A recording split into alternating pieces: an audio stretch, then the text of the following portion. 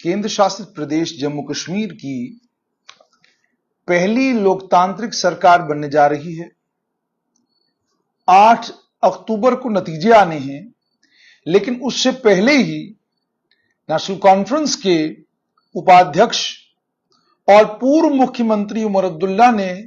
Twitter पर एक tweet करके ये कहा है कि उनको जानकारी मिली है कि आप ट्रांजैक्शन ऑफ बिजनेस रूल्स में चीफ सेक्रेटरी को कहा जा रहा है कि कुछ और बदलाव किए जाएं, कुछ और ताकतें मुख्यमंत्री की कम की जाएं और कुछ और ताकतें लेफ्टिनेंट गवर्नर को दी जाएं। उन्होंने कहा ये सूचना मुझे सिविल सचिवालय से मिली है। और दूसरी खबर यह आ रही है कि 2 वरिष्ठ वकील, 2 पार्टियों के 2 बड़े नेता, बड़े काबिल और लायक कानूनदान, कांग्रेस के मुख्य प्रवक्ता रविंदर शर्मा और नेशनल कॉन्फ्रेंस की चट्टान जैसे खड़ी शख्सियत रतनलाल गुप्ता, दोनों ने यह कहा है कि जो नॉमिनेशन की प्रक्रिया, जिन 5 मेंबर्स को नॉमिनेट करने की बात की जा रही है और जो लेफ्टिनेंट गवर्नर जो जम्मू कश्मीर के हैं, वो किसी भी समय जिनको नॉमिनेट कर सकते हैं, उनके पास वो नॉमिनेट करने की ताकत नहीं है। दोनों ने इसे असंवैधानिक बताया है। दोनों ने कहा है कि यह कानूनी तौर पर सही नहीं है। लेफ्टिनेंट गवर्नर इन ताकतों का इस्तेमाल अब नहीं कर सकते हैं। ये ताकतें केवल और केवल एक चुनी हुई सरकार के पास है। क्या ये सच है? अब देखिए, ये बात कोई कम कानून न समझने वाला आदमी करे तो आश्चर्य नहीं होता। कोई ऐसा व्यक्ति बात करे जो इतनी वरिष्ठ पोजीशन पे ना हो तो भी समझ में आता है। कोई वो बात करे, कोई वो शख्स बात करे जिसका कानून का बैकग्राउंड नहीं है तो भी समझ में आता है। लेकिन जो खुद कानूनदान हैं, जिन्होंने कानून बनाए हैं, लेजिस्लेटिव काउंसिल के मेंबर रहे हैं रविंदर शर्मा, उन्होंने बहरहाल ये बात कही है। इसका सच क्या है? क्या वाकई यही सच्चाई है? पहली बात तो यह कि हमें केंद्र शासित प्रदेश में हैं और इस केंद्र शासित प्रदेश को गवर्न करता है Jammu Kashmir reorganisation amendment act 2023। 15 दिसंबर 2023 को केंद्र सरकार ने एक अमेंडमेंट की और इस अमेंडमेंट के जरिए केंद्र सरकार ने यह कहा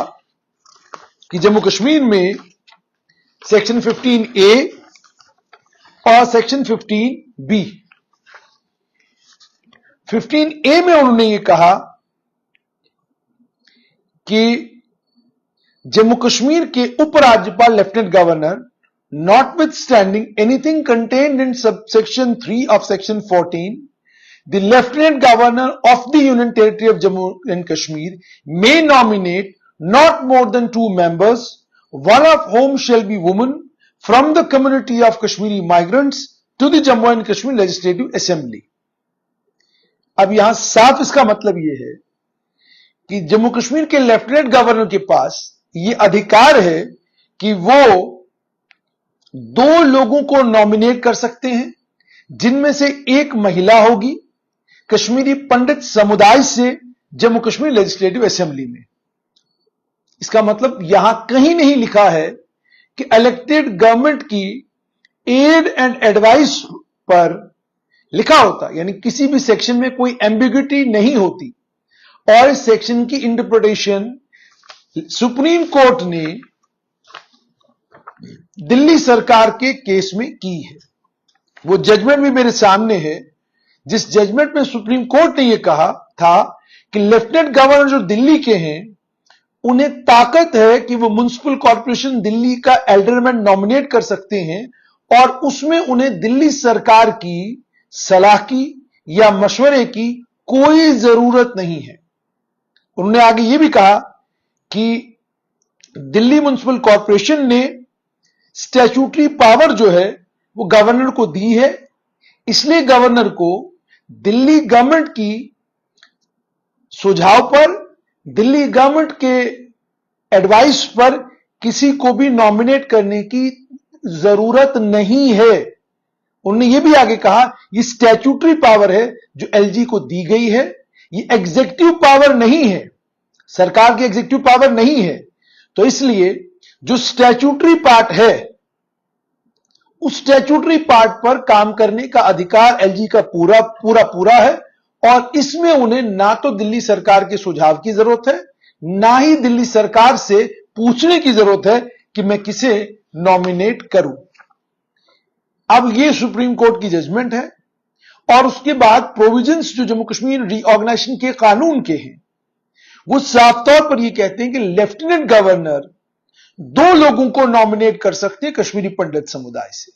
2 लोगों को नॉमिनेट कर सकते हैं जो महिलाएं होंगी। और उसके बाद आगे यह भी कहा है the lieutenant governor of the Union Territory of Jammu and Kashmir may nominate 1 member from displaced persons from Pakistan occupied Jammu and Kashmir to the Jammu and Kashmir Legislative Assembly। अब यहां पर भी कहा गया पाकिस्तान के कब्जे वाले जम्मू कश्मीर से जो लोग विस्थापित हुए उनमें से किसी को भी नियुक्त करने का, माफ कीजिएगा, नॉमिनेट करने की ताकत लेफ्टिनेंट गवर्नर के पास Jammu Kashmir reorganisation act section 15A section 15B के तहत ये ताकतें लेफ्टिनेंट गवर्नर के पास हैं। और supreme court already Delhi municipal corporation के मामले में कह चुका है कि जहां पर स्टैट्यूटरी पावर्स, जहां कानूनी तौर पर ताकत हासिल हो लेफ्टिनेंट गवर्नर को नॉमिनेट करने की, वहां पर उसे इलेक्टेड सरकार की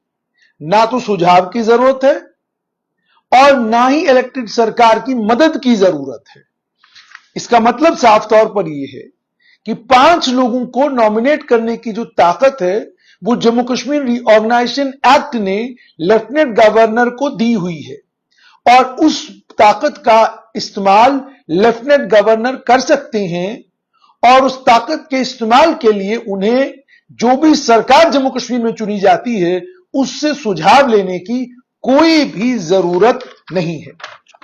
अब ऐसा नहीं है, इससे पहले जो जम्मू कश्मीर का संविधान था उस संविधान में कुछ अलग था।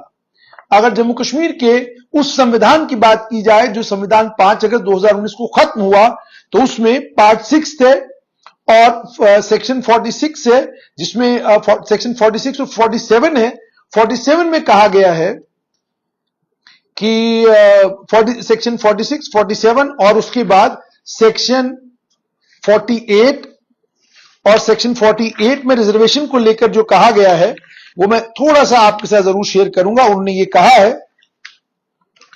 कि लेजिस्लेटिव असेंबली की कंपोजिशन को लेकर कहा गया है ये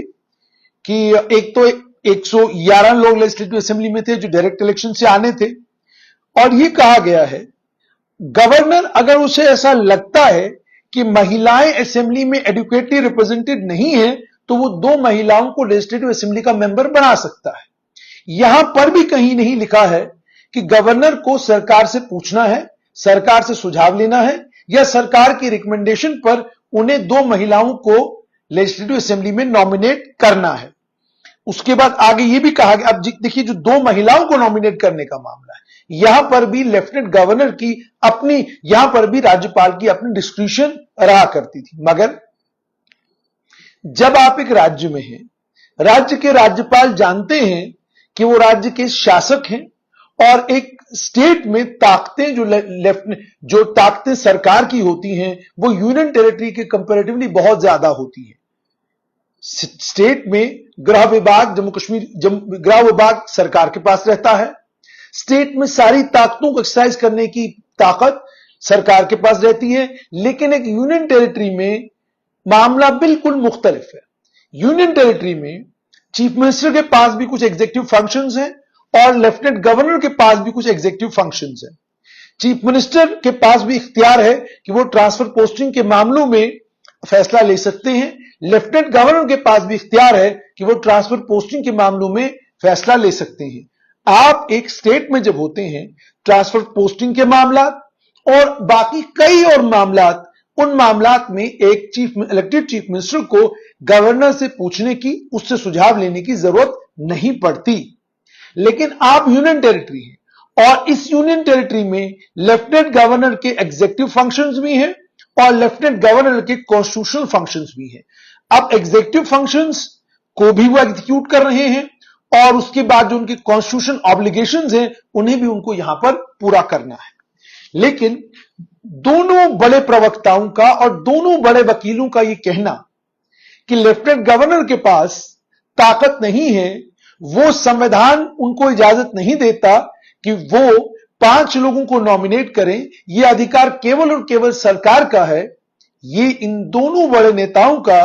परसेप्शन है। इसका रियलिटी के साथ, सच्चाई के साथ कोई लेना देना नहीं। हां, अगर इसमें कोई एम्बिग्यूटी है,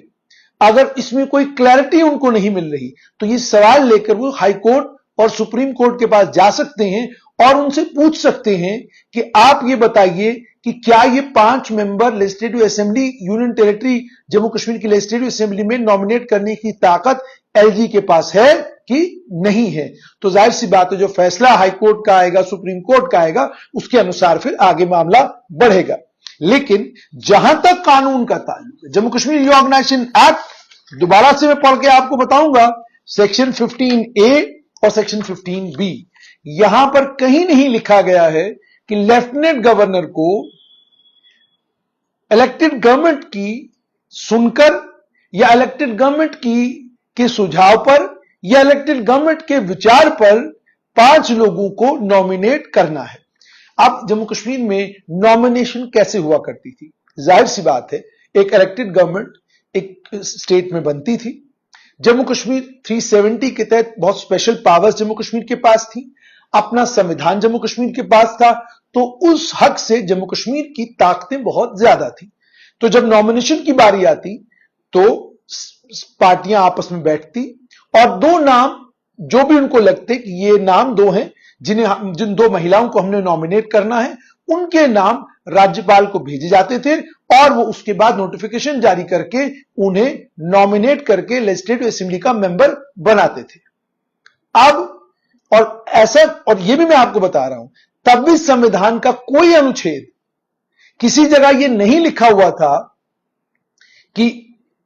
ये सरकारें, ये 2 पार्टियां मिलकर तय करेंगी कि किसको आपने मेंबर बनाना है और आप मेंबर बनाएंगे, तब भी कहीं ये लिखा नहीं था। लेकिन जाहिर सी बात है, संवैधानिक सरकार थी, लोकतांत्रिक सरकार थी, उस लोकतांत्रिक सरकार की मर्यादा को ध्यान में रखते हुए, पास्ट प्रैक्टिसेस को ध्यान में रखते हुए और जो एक लंबे समय से चलता आ रहा था उस प्रोसेस को ध्यान में रखते हुए हर राज्यपाल ने वही किया जो इलेक्टेड गवर्नमेंट ने उनको करने के लिए कहा, यानी उन्होंने 2 नाम दे दिए, उन्होंने उन दोनों नामों को नॉमिनेट कर दिया। अब उसमें प्रेसिडेंस एक सेट हुआ था, उसी प्रेसिडेंस को कंटिन्यू करने का काम राज्यपालों ने किया और उसमें राज्यपालों का यह भी उनके जहन में बात रहती थी कि मान लीजिए हम इसको डिसकंटिन्यू करें और सरकार के रिकमेंडेशन को ना माने तो सरकार कल कोर्ट में जा सकती है और कोर्ट में जाकर यह कह सकती है कि जनाब सालों से जो प्रथा चलती आ रही है उसे अचानक राज्यपाल बदलना क्यों चाहते हैं। और दूसरा यह भी कि केंद्र में जो सरकार होती थी वो वही सरकार या उस सरकार में जो बड़ी पार्टी होती थी वही पार्टी जम्मू कश्मीर में भी कोलिशन का हिस्सा होती थी। केंद्र में कांग्रेस तो जम्मू कश्मीर में कांग्रेस कोलिशन का हिस्सा, केंद्र में बीजेपी तो बीजेपी जम्मू कश्मीर में कोलिशन का हिस्सा, तो केंद्र में भी वही सरकार, राज्य में भी वही सरकार। तो फिर सवाल कहां पैदा होता है कि जो गवर्नर उस दिल्ली के रिप्रेजेंटेटिव जम्मू कश्मीर में हुआ करते थे उनके पास कौन सी ताकत थी मना करने वाली। लेकिन अब परिस्थितियां बदल चुकी हैं, लेफ्टिनेंट गवर्नर हैं, कॉन्स्टिट्यूशन खत्म हो चुका है, आपको गवर्न करता जम्मू कश्मीर का रीऑर्गेनाइजेशन का कानून, उस कानून में लेफ्टिनेंट गवर्नर को सेक्शन, जैसे मैंने आपको बताया, सेक्शन 15A 15B के तहत ताकते हैं कि वो जैसे 3 लोगों को यहां से और जम्मू कश्मीर रीऑर्गेनाइजेशन एक्ट के से 2 महिलाओं को यानी 5 लोगों को नॉमिनेट करने का इख्तियार उनको है और उन्हें इस इख्तियार को, इस पावर को एक्सरसाइज करने के लिए किसी सरकार के ना तो सुझाव की और ना ही किसी सरकार से पूछने की जरूरत है कि मैं किसे नॉमिनेट करूं, किसे नॉमिनेट ना करूं। हां, संवैधानिक प्रेसिडेंस, संवैधानिक डिसिप्लिन और संवैधानिक डिस्क्रिशन, ये वो सारी बातें हैं जो सारी बातें तब माने रखती हैं जब दिल्ली में भी वो सरकार जो जम्मू कश्मीर में सरकार हो, तो तब यूं मान लीजिए कि फिर दिल्ली और जम्मू कश्मीर की सरकार दोनों मिलकर ये तय करेंगे कि हमें किनको नॉमिनेट करना है। अब यहां तो सुपर कॉन्फिडेंट है उमर अब्दुल्ला कि हम सरकार बनाने जा रहे हैं। ऑलरेडी हमने सिविल सचिवालय में आज मैसेज दे दिया है कि भाई देखिए, आप ट्रांजैक्शनल बिजनेस रूल्स में और बदलाव करने की कोशिश मत कीजिएगा, डरिए मत, घबराइए मत, डटे रहिए, हम आपके साथ हैं, because he super confident of getting a majority. इसी तरीके से कांग्रेस को भी लग रहा है कि वो कोलिशन सरकार का हिस्सा बनने जा रहे हैं। 8 अक्टूबर के नतीजे उनके हक में होंगे, इसको लेकर वो बिल्कुल आश्वस्त हैं। इसीलिए वो ये कोशिश कर रहे हैं कि ये जो 5 मेंबर्स नॉमिनेट हो रहे हैं, इन 5 मेंबर्स को नॉमिनेट होने ना दिया जाए, इस पे हल्ला गुल्ला किया जाए, इस मामले को किसी तरीके से कोर्ट तक पहुंचाया जाए और कोर्ट में सवाल पूछा जाए कि जनाब ये बताइए, ये 5 लोगों को नॉमिनेट करने का अधिकार क्या एलजी के पास है कि नहीं है। ये मामला थोड़ा लटक जाए, ये मामला लटकता है और मान लीजिए कल अगर कोर्ट की तरफ से हमको कोई राहत मिलती है तो फिर हम 5 लोगों को हम नॉमिनेट करेंगे। मगर जैसा मैंने आपको कहा, इसमें ऑलरेडी दिल्ली सरकार वर्सेस लेफ्टिनेंट गवर्नर मामले में एक फैसला सुप्रीम कोर्ट की तरफ से आ चुका है और सुप्रीम कोर्ट ऑलरेडी इस मामले में कह चुका है, जो स्टैट्यूटरी, जो कानूनी तौर पर ताकतें लेफ्टिनेंट गवर्नर को मिली हुई हैं, उनको एक्सरसाइज करने से उन्हें कोई नहीं रोक सकता और उन ताकतों को एक्सरसाइज करते वक्त उन्हें किसी सरकार से पूछने की कोई जरूरत नहीं है। तो जम्मू कश्मीर के राज्यपाल को भी किसी सरकार से पूछने की कोई जरूरत नहीं है कि मैं किन 5 लोगों को नॉमिनेट करूं। तो 2 बड़े प्रवक्ताओं ने जो बात कही है वो तथ्यात्मक दृष्टिकोण से सही नहीं है, गलत है। तथ्य यह है कि जम्मू कश्मीर रीऑर्गेनाइजेशन एक्ट का सबसेक्शन 15A 15B साफ तौर पर यह कहते हैं कि नॉमिनेट करने की ताकतें केवल और केवल लेफ्टिनेंट गवर्नर के पास हैं और इन ताकतों में कहीं पर नहीं लिखा कि उन्हें सरकार से या जो सरकार बनने जा रही है उससे पूछने या सुझाव लेने की कोई भी जरूरत है। बहरहाल 8 अक्टूबर को सरकार किसकी बनेगी, किसकी नहीं बनेगी, इंजीनियर रशीद का आज बयान आया है, वो कहते हैं 25 पर टिकेंगे सब। हमारे अपने आंकलन और आंकड़े हैं कि नेशनल कॉन्फ्रेंस बहुत अच्छा करेगी, कांग्रेस का परफॉर्मेंस भी अच्छा होगा, बीजेपी जम्मू संभाग में अच्छा करेगी। 8 अक्टूबर को पता चलेगा क्या होगा। मगर उमर अब्दुल्ला कॉन्फिडेंट नजर आ रहे हैं कि वो सरकार बना रहे हैं। इसीलिए आज उन्होंने सिविल सचिवालय को मैसेज दे दिया कि आप ट्रांजैक्शन ऑफ बिजनेस रूल्स में कोई और बदलाव मत कीजिएगा, डरिए मत, घबराइए मत, हम सत्ता में आने वाले हैं। अब ट्रांजैक्शन ऑफ बिजनेस रूल्स को लेकर भी आपको एक जानकारी देना बहुत ज्यादा जरूरी है। ट्रांजैक्शन ऑफ बिजनेस रूल्स में कोई भी बदलाव करने के लिए, कोई भी नोटिफिकेशन जारी करने के लिए राष्ट्रपति के दफ्तर का इंटरवेंशन अभी भी जरूरी है। बिना राष्ट्रपति के इंटरवेंशन के कोई चीज संभव नहीं है, नंबर 1। नंबर 2, जो मैक्सिमम ताकतें जम्मू कश्मीर के गवर्नर, लेफ्टिनेंट गवर्नर एंजॉय करेंगे, वो मैक्सिमम ताकतें ऑलरेडी उनके पास हैं। कोई ऐसी नई ताकत या किसी ऐसी नई ताकत की उनको फिलहाल जरूरत नहीं है जो नई ताकत जम्मू कश्मीर में कोई बड़ा परिवर्तन या बड़ा बदलाव लाने से सरकार को रोक सके। ऑलरेडी उनके पास रीऑर्गेनाइजेशन के कानून के तहत, ट्रांजैक्शन ऑफ बिजनेस रूल्स के अंदर जो ऑलरेडी अमेंडमेंट्स हो चुकी हैं उनके तहत बहुत सारी ताकतें हैं। और ट्रांजैक्शन ऑफ बिजनेस रूल्स में तब तक परिवर्तन राष्ट्रपति के और एलजी के दफ्तर से होंगे जब तक एक चुनी हुई सरकार नहीं बनती। एक पूर्व मुख्यमंत्री होते हुए उमर अब्दुल्ला को भी इस बात की जानकारी है कि जब भी वो जम्मू कश्मीर की सरकार, जिसकी भी सरकार जम्मू कश्मीर में बनती है, या अगर मान लीजिए वो सरकार बनाते हैं, तो ट्रांजैक्शन ऑफ बिजनेस रूल्स में पहले ही दिन जो भी बड़ा परिवर्तन वो करना चाहें वो कर सकते हैं। उसके लिए केवल और केवल उनको स्वीकृति, उसके लिए केवल और केवल उनको इजाजत अपनी कैबिनेट से लेनी है और उसके बाद उस ट्रांजैक्शन ऑफ बिजनेस रूल्स के मसवदे पर लेफ्टिनेंट गवर्नर के दस्तखत होने हैं और मामला वहीं जाकर खत्म हो जाएगा। तो यानी आप ट्रांजैक्शन ऑफ बिजनेस रूल्स में परिवर्तन करके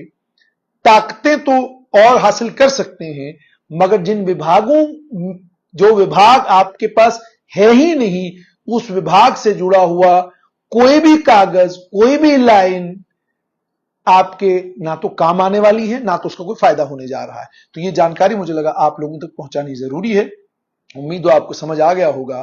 कि लेफ्टिनेंट गवर्नर के पास क्या ताकतें हैं जिनके तहत वो 5 लोगों को जम्मू कश्मीर की लेजिस्लेटिव असेंबली जो 8 अक्टूबर को जिसके लिए नुमाइंदे चुने जाएंगे वो नॉमिनेट करने की ताकत उनके पास है।